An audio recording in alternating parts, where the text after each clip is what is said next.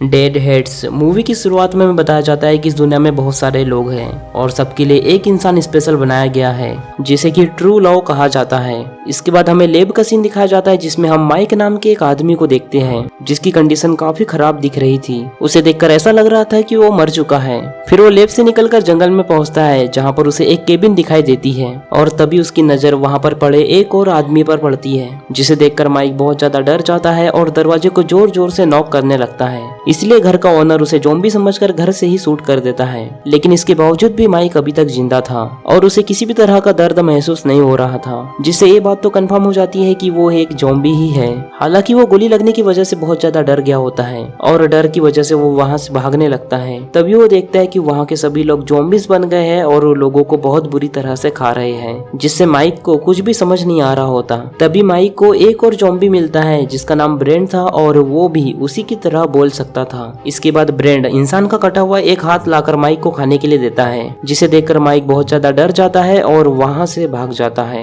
इसके बाद वो एक टेलीफोन के पास जाता है और पुलिस को कॉल करके सारी बात बताने की कोशिश करता है, लेकिन उन्हें माइक की बातों पर बिल्कुल भी यकीन नहीं होता और वो उनका मजाक उड़ाने लगते हैं। लेकिन तभी ब्रेंड वहाँ पर आता है और उसके हाथ से फोन को जबरदस्ती रख देता है और उसे कहता है कि तुम भी एक ज़ॉम्बी बन चुके हो, इसलिए वो पुलिस वाले तुम्हारी कोई भी मदद नहीं करेंगे। लेकिन तभी माइक कहता है कि हम लोग ज़ॉम्बी नहीं हैं, क्योंकि ज़ॉम्बी कभी एक दूसरे से बात नहीं करते। हमें किसी तरह का इन्फेक्शन हुआ है, इसलिए हमारे साथ ऐसा हो रहा है। लेकिन ब्रेंड उसकी बात नहीं मानता और वो कहता है कि अब हम दोनों ही एक दूसरे की मदद कर सकते हैं। इसके बाद उन दोनों में लड़ाई होती है जिस पर ब्रेंड माइक का एक हाथ उखाड़ देता है। ये देखकर अब माइक और भी ज्यादा गुस्सा हो जाता है। लेकिन जब माइक ये देखता है कि बाहर से निकल रहा हुआ एक आदमी उन्हें देख रहा है तो माइक फिर से अपना हाथ बॉडी से जोड़ लेता है। इसके बाद दोनों ही बियर पीने के लिए एक बार में पहुंचते हैं। इस दौरान जब माइक पैसों के लिए अपने पॉकेट को चेक करता है तो उसे अपने पॉकेट में एक रिंग दिखाई देती है। उस रिंग को देखकर उसे याद आता है कि वो अपनी गर्लफ्रेंड एली को प्रपोज करने वाला था, लेकिन इससे पहले ही वो मर गया। इसके बाद ब्रेंड उससे कहता है कि इस बात को 3 साल हो चुके हैं, इसलिए अब वो किसी और के साथ होंगी और अब तुम्हें इस बारे में ज्यादा नहीं सोचना चाहिए और इस जिंदगी के दिए हुए दूसरे मौके को एंजॉय करना चाहिए।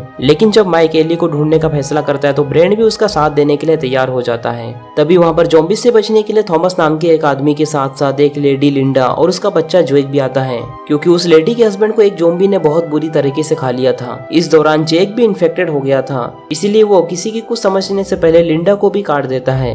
इसीलिए थॉमस जेक के साथ साथ लिंडा को भी शूट करके मार देता है। फिर सब लोग दरवाजे और खिड़कियों को अच्छे से बंद कर लेते हैं। इसमें माइक और ब्रेंड भी उन लोगों का साथ दे रहे होते हैं, लेकिन थॉमस को पता लग जाता है कि वो एक ज़ॉम्बी है, इसलिए वो ब्रेंड को एक नुकीली लकड़ी के ऊपर फेंक देता है जो कि ब्रेंड के पेट के आर पार हो जाती है। अब थॉमस उन दोनों को शूट करने वाला होता है, लेकिन तभी ब्रेंड कहता है कि हम दोनों ने यहाँ पर किसी को कोई भी नुकसान नहीं पहुँचाया है और हम सिर्फ यहाँ से बाहर जाना चाहते हैं। तभी ज़ॉम्बीज़ वहाँ से दरवाजा तोड़कर अंदर आने लगते हैं। तभी माइक और ब्रेंड वहाँ से बाहर निकल जाते हैं। फिर अगले दिन जब माइक की आंख खुलती है तब ब्रेंड उसे चीज नाम के एक ज़ॉम्बी से मिलाता है जो उनके साथ काफी ज्यादा खुश दिखाई दे रहा था। तभी उन्हें एक बूढ़ा आदमी क्लिप दिखाई देता है जो कि वहां से जा रहा था। इस दौरान वो बूढ़ा आदमी गाड़ी रोककर उन लोगों को लिफ्ट के लिए पूछता है, जिसके लिए वो तैयार हो जाते हैं। दूसरी तरफ हम एक चार्ल्स नाम के एक आदमी को देखते हैं जो कि जेनटेक नाम की एक कंपनी का ओनर था। यहाँ पर हमें पता चलता है कि जेनटेक कंपनी ज़ॉम्बीज़ को खत्म करती है, इसी वजह से वो लोग उस बार में आए होते हैं जहां पिछली रात ज़ॉम्बीज़ ने अटैक किया था।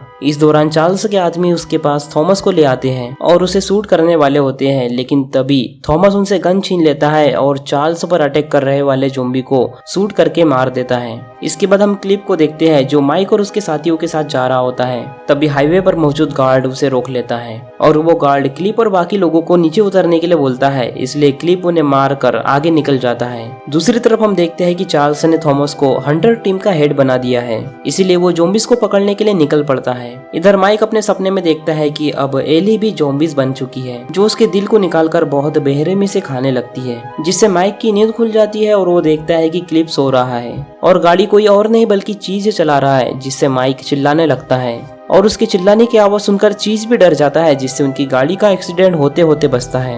अब उनकी गाड़ी का पेट्रोल भी खत्म हो जाता है, जिससे क्लिप उन्हें वहीं पर टेंट लगा के रहने के लिए कहता है और माइक ना चाहते हुए भी इस काम के लिए हाँ कह देता है। अब क्योंकि उनकी गाड़ी रास्ते पर ही खड़ी थी, इसलिए उसे एक पुलिस वाला देख लेता है, इसलिए वो पुलिस वाला आसपास चेक करने का फैसला करता है और टॉयलेट कर रहे ब्रेंड के पास पहुंच जाता है। लेकिन जब वो पुलिस वाला ब्रेंड का चेहरा देखता है तो वो बहुत ज्यादा डर जाता है और उस पर गोली चलाने लगता है, जिससे वहाँ मौजूद चीज उस पुलिस ऑफिसर के ऊपर अटैक कर देता है। ये देखकर ब्रेंड बहुत ज्यादा डर जाता है और वो माइक के पास पहुंचकर तुरंत यहाँ से चलने के लिए कहता है। हालांकि माइक को इस दौरान कुछ भी समझ नहीं आ रहा होता, लेकिन वो ब्रेंड से इसके बारे में पूछता है तो ब्रेंड उसे कहता है कि इस बारे में बाद में बात करेंगे, पहले यहाँ से चलो। और इसके बाद वो पुलिस ऑफिसर की गाड़ी से पेट्रोल चोरी कर वहाँ से निकल जाते हैं। फिर अगले दिन हम थॉमस को देखते हैं जो उसी जगह पर पहुंचता है जहाँ पर वो पुलिस वाला इन्फेक्टेड हुआ था। इस दौरान वो लोग आसपास की चीजों को समझने की कोशिश कर रहे होते हैं। तभी एक पुलिस ऑफिसर जो कि ज़ॉम्बी बन गया था थॉमस के एक टीम मेंबर पर अटैक कर देता है।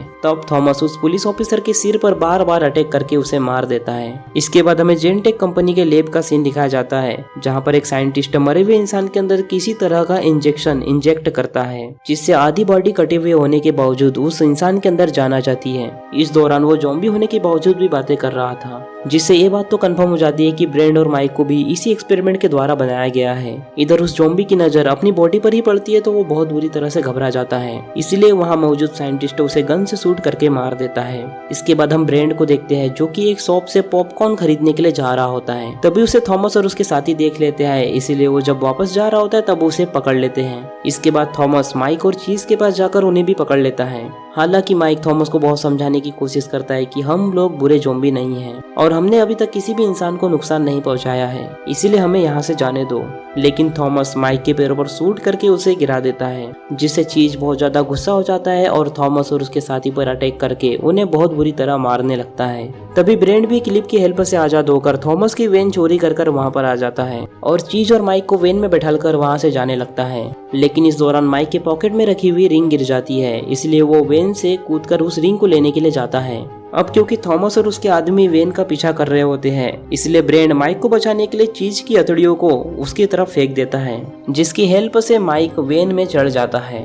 इसके बाद अगले दिन का सीन दिखाया जाता है जहाँ पर माइक क्लिप के पास पहुँचता है जो कि समुद्र के पास में बैठा था। जिसके बाद माइक और उसके आदमी उससे बात करने की कोशिश करते तो उन्हें पता चलता है कि वो तो मर चुका है। फिर माइक क्लिप के हाथ से उसकी वाइफ की राख लेकर समुद्र में बहा देता है। इसके बाद माइक अपने दोस्तों के साथ उसके घर पर पहुँचता है। तब उसे याद आता है कि उसे किसी और ने नहीं बल्कि चार्ल्स ने ही गन से शूट करके मारा था। इस दौरान हमें ये भी पता चलता है कि चार्ल्स कोई और नहीं बल्कि एली का डैड है। तभी वहाँ पर ज़ॉम्बी हंटर की टीम पहुँच जाती है जो ब्रेड को गन से शूट कर देती है, लेकिन शूट करने के बावजूद भी वो लोग खिड़की की हेल्प से वहाँ से भाग जाते हैं। इसके बाद माइक ब्रेड को एक पार्टी का इनविटेशन कार्ड दिखाता है और माइक को पूरा यकीन होता है कि एली भी वहाँ पर जरूर आएंगी।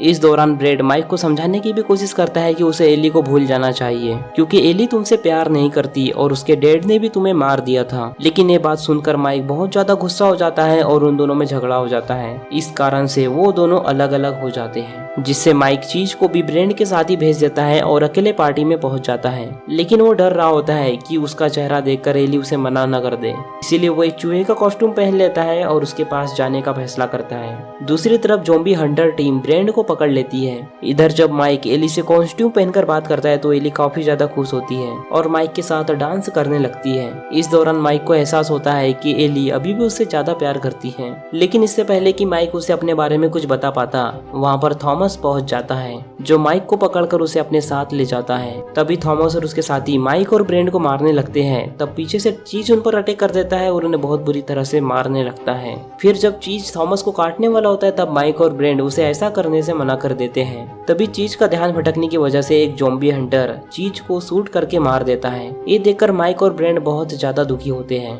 इसके बाद थॉमस उन दोनों को गाड़ी में बैठाकर चार्ल्स के पास ले जाता है, जिस कारण से चार्ल्स थॉमस से बहुत ज्यादा खुश होता है।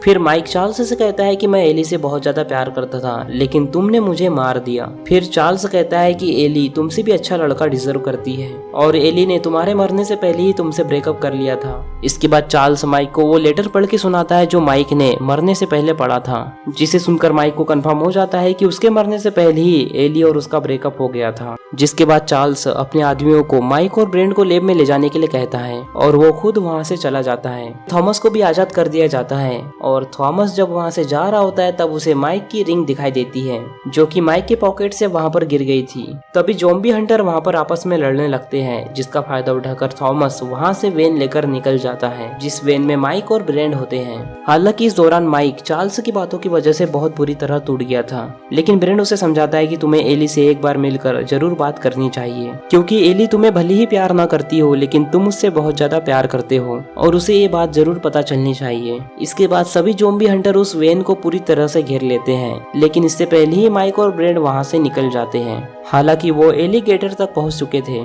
तभी एक ज़ॉम्बी हंटर भी वहां पर पहुंच जाता है और माइक के पैरों पर अटैक कर उसे वहीं पर गिरा देता है। लेकिन इसके बावजूद माइक पैरों से रेंगते हुए एली के घर तक पहुंचने लगता है, लेकिन ज़ॉम्बी हंटर उसके पास पहुंच जाता है और उसे शूट करने ही वाला होता है। लेकिन तभी ब्रेड उसके पास पहुंचकर माइक के कटे हुए हाथ से उस पर अटैक कर देता है, जिससे वो ज़ॉम्बी हंटर वहीं पर बेहोश हो जाता है। इसके बाद ब्रेड माइक को एली के दरवाजे तक ले जाकर एली के दरवाजे को नॉक करता है, जिससे एली वहाँ पर आ जाती है। लेकिन तभी चार्ल्स भी अपने साथियों के साथ वहाँ पर पहुंच जाता है, जो एली को उन दोनों से दूर रहने के लिए कहता है और उसे ये भी कहता है कि ये दोनों बहुत ज्यादा खतरनाक ज़ॉम्बी है। इसके बाद माइक कहता है कि मुझे सिर्फ 2 मिनट चाहिए, इसके बाद मैं खुशी खुशी आपके साथ लैब में चलने के लिए तैयार हो जाऊंगा। फिर माइक एली को बताता है कि तुम्हारे डैड ने मुझे मार दिया था और उसके बाद मुझे ज़ॉम्बी में कन्वर्ट कर दिया था। हालांकि मुझे नहीं पता कि उन्होंने ऐसा क्यों किया, लेकिन इसके बाद मुझे किसी से कुछ भी नहीं चाहिए। मैं सिर्फ तुमसे आखिरी बार मिलना चाहता था और बताना चाहता था कि मैं तुमसे बहुत ज्यादा प्यार करता हूँ। फिर माइक एली को रिंग देकर हंटर्स के साथ वहाँ से जाने लगता है, लेकिन एली को माइक के प्यार का एहसास हो गया था, इसलिए वो उसे रोक लेती है और उसे कहती है कि मैं भी तुमसे बहुत ज्यादा प्यार करती हूँ। इसके बाद वो माइक के सामने ही उसकी रिंग पहन लेती है। फिर वो दोनों एक दूसरे को किस करते हैं और इसी के साथ ये मूवी यहीं पर खत्म हो जाती है। तो दोस्तों, अगर आपको इस मूवी की एक्सप्लेनेशन पसंद आई हो तो इस वीडियो को लाइक और चैनल को सब्सक्राइब कर दीजिए। बाकी मैं मिलूंगा आपसे न्यू वीडियो में, तब तक के लिए love you, take care, bye bye.